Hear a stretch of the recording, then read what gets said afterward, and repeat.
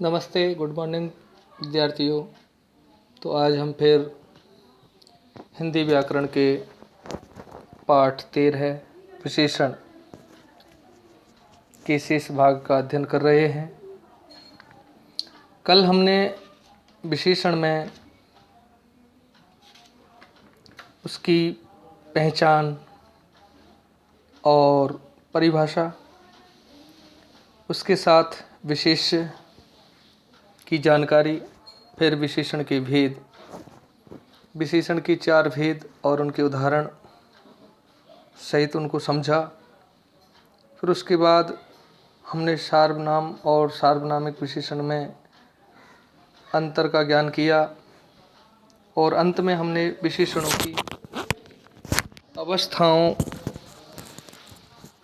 की जानकारी भी प्राप्त की कि विशेषण की 3 अवस्थाएं होती हैं: मूल अवस्था, उत्तर अवस्था और उत्तम अवस्था। तो फिर हम जुड़ते हैं आज पाठ्य पुस्तक के पेज नंबर 64 पेज से आप जुड़ रहे हैं और सबसे ऊपर आप देख रहे हैं विशेषणों की रचना। विशेषणों की रचना कैसे होती है, कैसे बनाए जाते हैं? तो देखिए, पहली बात यहाँ दी गई है, कुछ शब्द मूल रूप से विशेषण होते हैं, जैसे सुंदर, उच्च, मधुर, न्यून, वीर, महान, मूर्ख, अच्छा, चतुर, बुरा। ये ऐसे शब्द हैं हिंदी में जो विशेषण ही माने जाते हैं, मतलब ये मूल रूप में हैं। सुंदर माने सुंदर होता है, उच्च माने ऊंचा, मधुर माने मीठा होता है, न्यून माने कम होता है, वीर का मतलब वीरता का भाव जो होता है, महान, मूर्ख। ये शब्द ऐसे हैं जो मूल रूप में विशेषण ही माने जाते हैं। कुछ विशेषण शब्द संज्ञा, सर्वनाम, क्रिया और अव्ययों में प्रत्यय आदि जोड़कर बनाए जाते हैं। तो देखो, ये तो मूल हो गए, और कुछ ऐसे होते हैं जो संज्ञाओं से बनाए जाते हैं, सर्वनामों से बनाए जाते हैं, क्रियाओं से बनाए जाते हैं और अव्ययों के साथ में प्रत्यय जोड़कर बनाए जाते हैं। अब एक बात यहाँ ध्यान देने की है, ध्यान दीजिए, सार्वनामिक विशेषणों को संकेतवाचक विशेषण भी कहते हैं। ये हमारा चौथा जो विशेषण हमने कल पढ़ा था, सार्वनामिक विशेषण, मतलब सर्वनाम शब्द संज्ञा की विशेषता बताते हैं, उन्हें हम सार्वनामिक विशेषण कहते हैं। लेकिन उसका यहाँ दूसरा नाम भी आया हुआ है जिसे हम संकेतवाचक विशेषण कहते हैं। आइए, कैसे संज्ञा शब्दों से विशेषणों की रचना होती है जानते हैं। तो आप देख रहे हैं, संज्ञा शब्द है, उससे विशेषण बन रहा है। तो पहला शब्द है भूत। भूत से बनता है भौतिक। भूत का अर्थ होता है पदार्थ, ठीक है। भूत से बनता है भौतिक। पुष्प से बनता है पुष्पित। सप्ताह से बनता है साप्ताहिक। प्यास से प्यासा। घृणा से घृणित। आदर से आदरणीय। ईर्ष्या से ईर्ष्यालु। बुद्धि से बुद्धिमान। रूप से रूपवती। विष से विषैला।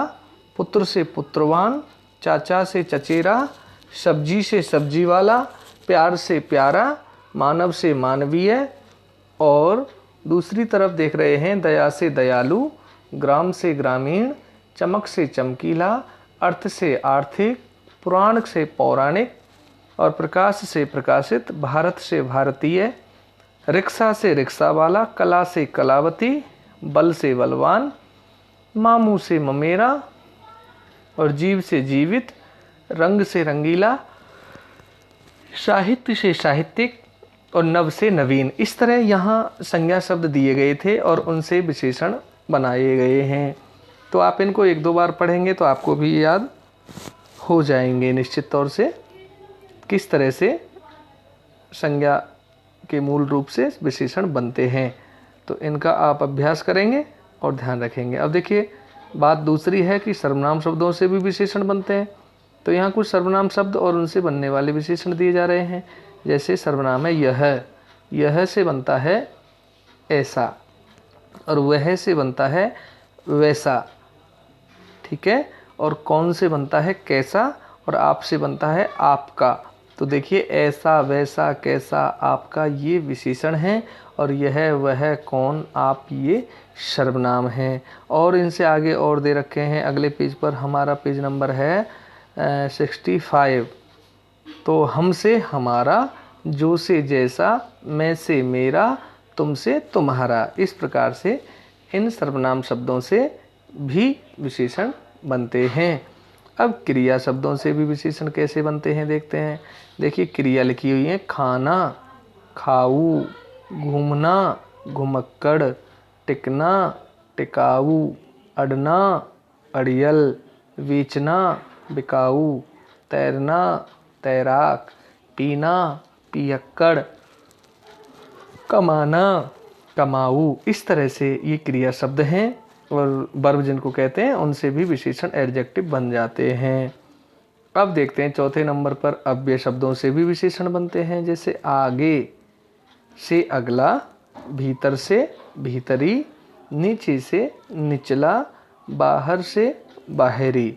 इस तरह आपने देखा कि विशेषणों की रचना संज्ञा शब्दों से, सर्वनाम शब्दों से और क्रिया शब्दों से तथा अव्यय शब्दों से होती है। इन शब्दों में अंत में प्रत्यय लगाए जाते हैं तो उनसे ये विशेषण बन जाते हैं। अब हम देखते हैं यहाँ पाठ की समाप्ति के बाद स्मरणीय तथ्य हैं, कुछ याद रखने के लिए यहाँ दी गई बातें हैं। पहली बात, संज्ञा या सर्वनाम शब्दों की विशेषता बताने वाले शब्द विशेषण कहलाते हैं। यह बात आपको याद होनी चाहिए। दूसरी बात, जिन शब्दों की विशेषता बताई जाती है वे विशेष्य कहलाते हैं। यह बात कल हमने अच्छी तरह से समझी है। और विशेषण के 4 भेद होते हैं, गुणवाचक, संख्यावाचक, परिमाणवाचक, सार्वनामिक विशेषण। सार्वनामिक विशेषण को संकेतवाचक भी विशेषण कहते हैं। अगली बात, विशेषण की 3 अवस्थाएं होती हैं, मूल अवस्था, उत्तर अवस्था और उत्तम अवस्था। अगली बात, संज्ञा, सर्वनाम, क्रिया तथा अव्यय शब्दों द्वारा विशेषण शब्दों का निर्माण किया जाता है। तो इन 4 शब्दों की सहायता से भी विशेषण बनाए जा सकते हैं। अब हम शुरू करते हैं अभ्यास कार्य को। तो अभ्यास कार्य मैं तब कराऊं जब मेरी एक बात आप समझ में रखें कि आप हर एक काम बुक में ही करके इतिश्री कर देते हैं। इतिश्री मतलब समाप्त। फिर आपने हिंदी की फेयर नोटबुक बना रखी होगी ग्रामर की, उसमें कब और क्या लिखेंगे आप। मेरा मतलब है कि घर में हैं आप, आपके पास समय है, तुम 2-4 मिनट में लिख करके फ्री हो जाते हैं और फिर घर में फ्री रह करके कहते हैं कोई काम नहीं है, मैंने तो काम कर लिया। अरे भाई, काम आपके पास है, इनको आप नोटबुक में लिखने से आपको शब्दों की जानकारी होगी, आपकी हैंडराइटिंग इम्प्रूवमेंट होगी, है ना। आपको लिखते समय 30% प्रश्नों के उत्तर भी याद होंगे और फिर लिखने के पश्चात आप इनको लर्न भी करें, है ना, ताकि आपको बाद में याद करने में कोई परेशानी ना हो। आइए अभ्यास कार्य से जुड़ते हैं। फिर पहला प्रश्न है, सही उत्तर पर सही का निशान लगाइए। पहला, जिन संज्ञा या सर्वनाम शब्दों की विशेषता बताई जाती है उन्हें कहते हैं, बताई जाती है, जिनकी बताई जाती है इसका मतलब विशेष्य कहते हैं। ये बिल्कुल सही उत्तर है। दूसरा प्रश्न, विशेषण के भेद होते हैं 5, 3, 4, 2। तो राइट ऑप्शन होगा 4। अब विशेषण की अवस्थाएं होती हैं 3, 4, 5, 6। कितनी होती हैं विशेषण की अवस्थाएं? विशेषण की अवस्थाएं होती हैं 3। तो इस तरह आपको ये याद रखना है। अब चौथा प्रश्न है, विश शब्द से निर्मित विशेषण शब्द कौन सा है? निर्मित माने बना हुआ, तो विश से बनेगा विशैला। इस प्रकार से ये चारों प्रश्नों के उत्तर आप देख करके सही करेंगे 65 पर। और उसके आगे ख वाला प्रश्न है पेज नंबर 66 पर।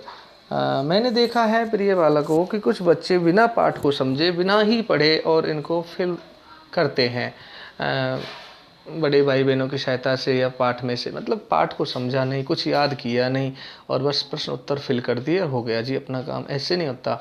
जो मैं बोल रहा हूँ उस बात को आप समझें और उसको सुन करके आप इनको फिल करेंगे ना तो आपको याद भी होंगे साथ साथ। निम्नलिखित वाक्यों में विशेषण शब्द छांटिए और उसके भेद भी लिखिए। जैसे पहला वाक्य है, बगीचे में लाल पीले फूल खिले हैं।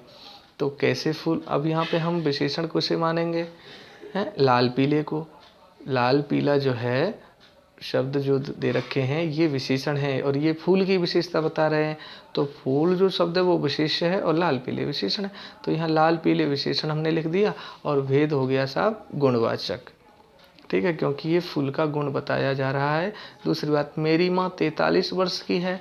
तो यहाँ पे 43 वर्ष का मतलब संख्या का ज्ञान कराया गया है।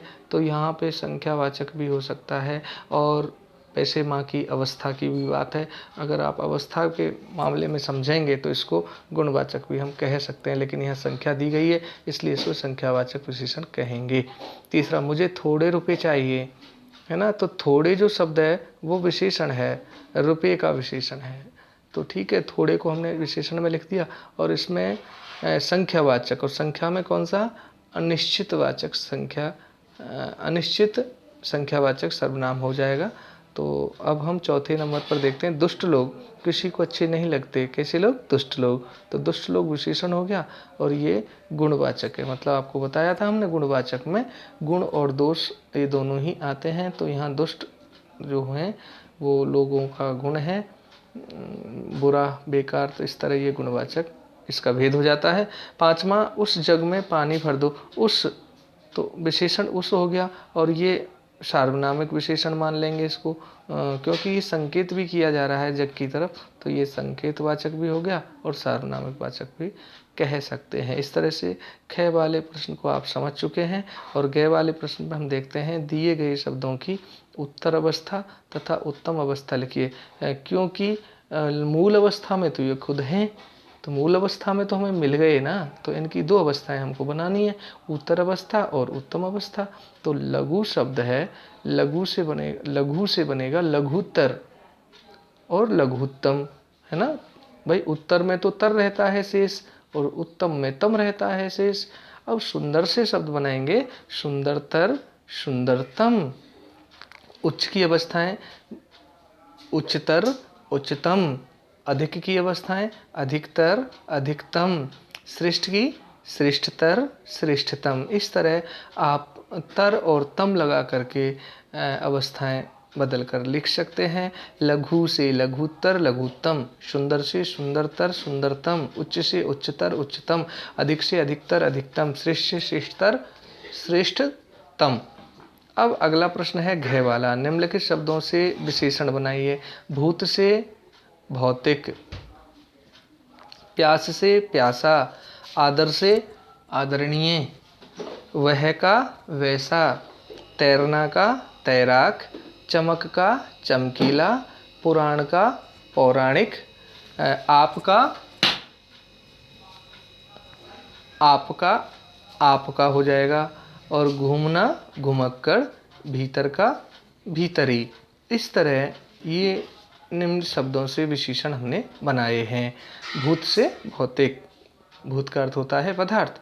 प्यास से प्यासा, आदर से आदरणीय, हम बड़े लोगों के लिए आदरणीय शब्द का प्रयोग करते हैं। वह का वैसा, तैरना का तैराक, चमक से चमकीला, पुराण से, पुराण होते हैं वेद पुराण, ये हमारे प्राचीन ग्रंथ हैं। तो इन ग्रंथों में पुराण से पौराणिक बनता है। पौराणिक का मतलब है पुराण संबंधी। आप से आपका, घूमना से घुमक्कड़ और भीतर से भीतरी। इस तरह से ये विशेषण हम लोगों ने बनाए हैं।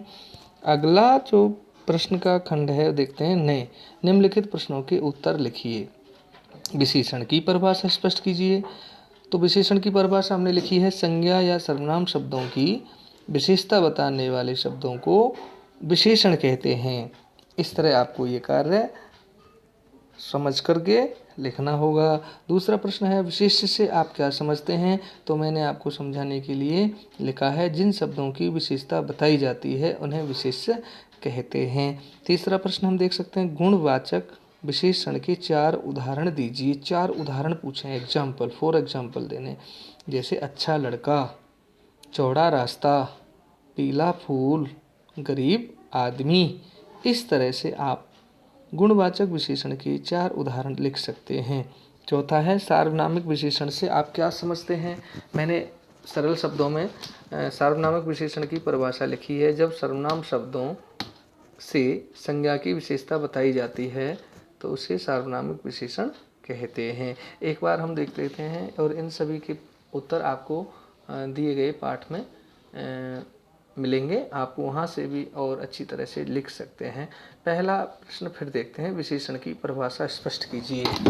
आपकी पुस्तक के अनुसार विशेषण की परिभाषा थोड़ी जो दी गई है संज्ञा या सर्वनाम शब्दों की विशेषता बताने वाले शब्द विशेषण कहलाते हैं, ऐसी परिभाषा आपको दी गई है।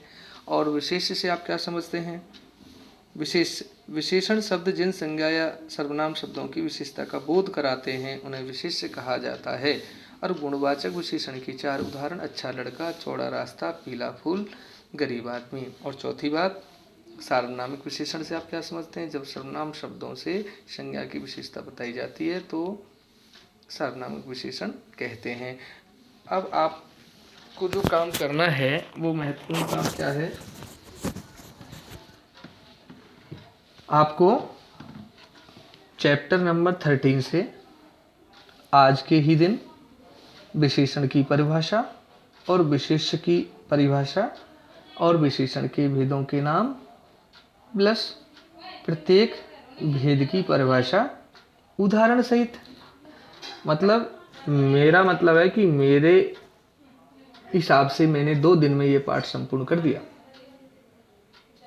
और मैं समझता हूँ कि आप लोग इस पाठ में विशेषण की कुछ विस्तार से जानकारी प्राप्त कर चुके होंगे, लेकिन कहीं गुंजाइश है, यदि आपकी कोई समझ में बात नहीं आई है तो आप इस चैप्टर को और पढ़िए, आराम से पढ़िए, समझिए, प्रयास कीजिए कि विशेषण के बारे में क्या क्या जानकारी यहाँ आई हुई है, वे जानकारी मुझे मालूम हुई या नहीं हुई, कौन सी बात मुझे समझ नहीं आई, उस बात को आप 1 या 2 बार 3 बार जब देखेंगे तो निश्चित ही बात आपकी समझ में आने लगेगी। तो एक बात भी आती है कि करत करत अभ्यास के जड़मती होत सुजान। हाँ, जब कोई बिल्कुल मूर्ख आदमी होता है, जड़ बुद्धि वाला होता है और वो किसी कार्य का अभ्यास करता है तो अभ्यास करते करते एक दिन वो समझदार बन जाता है और वो कार्य को आसानी से कर लेता है ना। जैसे रसरी आवत जात से सिल पर परत निशान। प्राचीन समय में औरतें पनिहारी जो होती थी वो कुएं से पानी खींचती थी और रस्सी के द्वारा, रस्सी सूत से बनाई जाती थी। सूत कोमल होता है लेकिन रगड़ से कुएं में जब रस्सी जाती फिर ऊपर आती फिर जाती तो उसकी रगड़ से जो कुएं के सिरे पर रखा हुआ जो पत्थर होता था, सिला है, कठोर होता है पत्थर, वो भी जो है उसमें भी निशान बन जाते हैं, मतलब कटने लगता है। मतलब सूत से कोमल रस्सी से कठोर पत्थर भी कट जाता है। क्यों कि अभ्यास डेली हो रहा है ना वो कार्य। तो यदि हम डेली प्रयास करेंगे तो निरंतर प्रयास से सारी चीज़ें सरल होती हैं। यह संसार का नियम है। तो आप भी अपना प्रयास बनाए रखें और ये सभी व्याकरण की जो बातें हैं इनको समझने का ज्ञान करें। धन्यवाद।